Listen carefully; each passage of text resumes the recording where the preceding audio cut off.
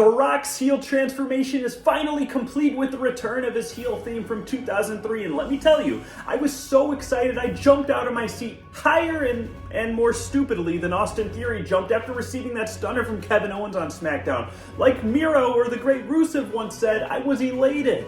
My only real concern with that is the only thing heel about The Rock really at this point is just how long he takes to come to the ring and how long he takes to get to a point when saying a damn promo.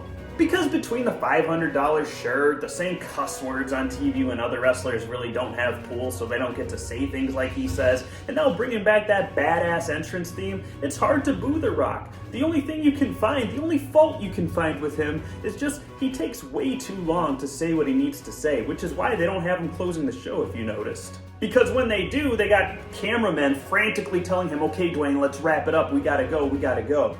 Siblings, is that right? You know why?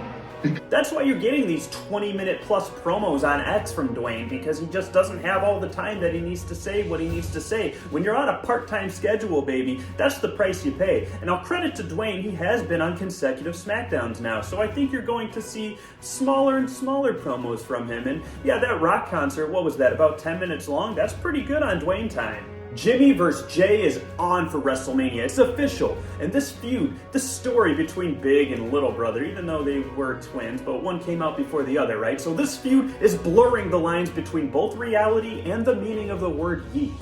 Seriously, Yeet is like The Undertaker. You thought it was dead and buried, and all of a sudden it's come back with a whole new persona. We've had some epic brother versus brother clashes at WrestleMania in the past. I'm talking Brett versus Owen. I'm talking Matt versus Jeff. And yeah, we're talking kayfabe here, brother. We're talking Undertaker and Kane. And now you can add Jimmy versus Jey to that long list of brother versus brother. This match is going to be awesome. Jey versus Jimmy. They closed out night one last year at WrestleMania, and this year they're going to collide. It's going to be a great match because both of these guys can go.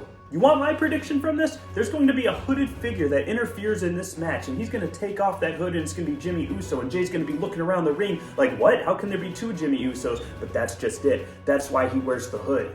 You heard of Hoodie Mello being Carmelo Anthony's alternate persona. Well, Hooded Jimmy is Jimmy's alternate ego, and he has an agenda to just interfere in any match he can, particularly Jay's, but even if Jimmy is in the match with Jey, you're going to get interference from Hooded Jimmy. Does that sound convoluted? Well, it should, because that's how I feel every single week when I see Jimmy Uso come down from the rafters wearing a hood when everybody knows it's him by now. You've heard me complain about this on the show for weeks. I'm just so sick of people coming down to the ring wearing hoods when we obviously know it's you. Security wouldn't let you through just because you're wearing a hood unless they knew it was you, so why even bother with the hood?